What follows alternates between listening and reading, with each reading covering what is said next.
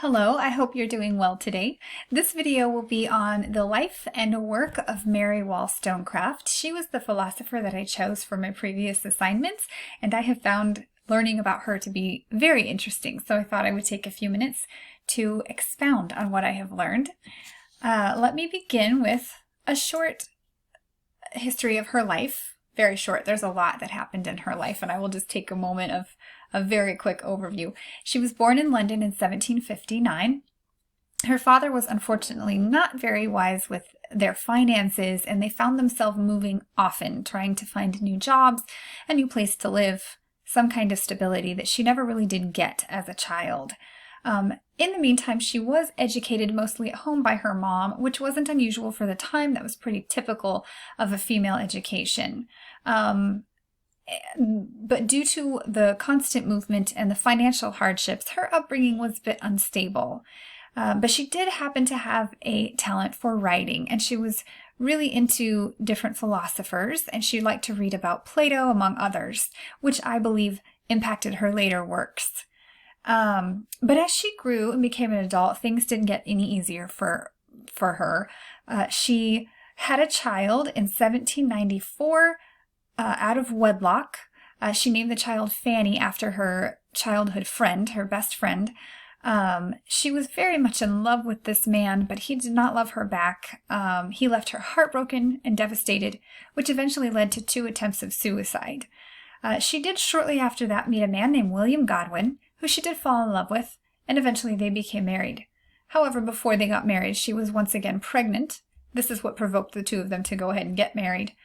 And unfortunately, she died shortly after giving birth to her second daughter in 1797. She was only 38 years old. So now I'm going to talk a little bit about the work she managed to do in her short life. In 1786, she was working as a governess, which was a very typical job for a female at the time. And she began writing her first work called Thoughts on the Education of Daughters. I am not entirely sure what provoked her to want to write this book about how children, or females in particular, should be educated. But I do believe a lot of it had to do with her own personal upbringing, that perhaps she felt if she'd had a better education or had more rights, as she also writes about later, that maybe things in her life wouldn't be the way that they were. She was very, very passionate about women and children, females, girls, having the same education and rights as men, which led to her other works, one entitled A Vindication for the Rights of Women. As I had mentioned earlier, that her life didn't improve as she got older and things continued to be very, very difficult. Her love life was unstable. Her home life had been unstable. I just strongly feel as I read through her work that the events of her life are what really persuaded her to be so passionate about the treatment of women in America at the time and all over the world. She actually ended up traveling to many different places and sort of seeing the same thing happening elsewhere. But in her short 10 years of writing, she was able to publish 8 works, and she wrote as a review for the Analytical Times. So she had many works that were put out there in just a short period of time. Her legacy.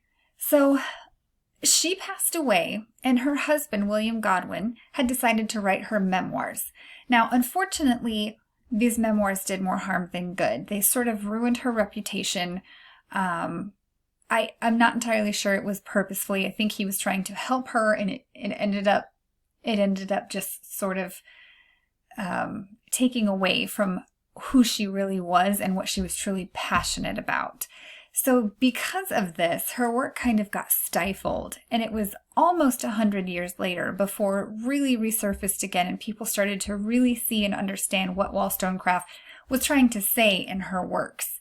And it really truly wasn't until the 1960s and 70s, when there was this big feminist movement, that her work became really sought after. During this time, it was looked at for more of its philosophical value as opposed to being overshadowed by her personal stories. And due to her free thinking, her views on women having equal rights as men, she became known as a pioneer for women's rights. And today, even more so, people are still researching her works. They're still reading what she has written.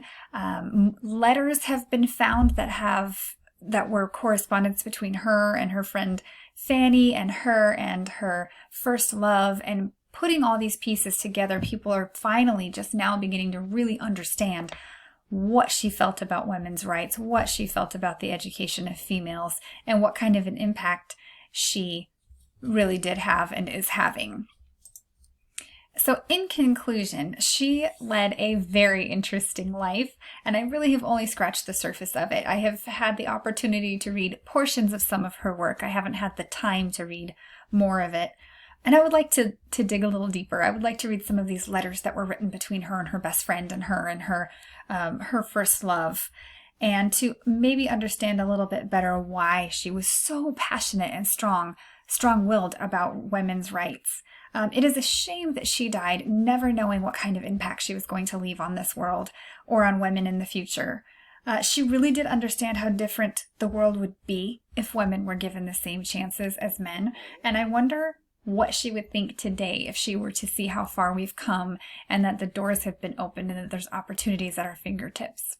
So thank you so much for listening. I hope you enjoyed this and have a wonderful day.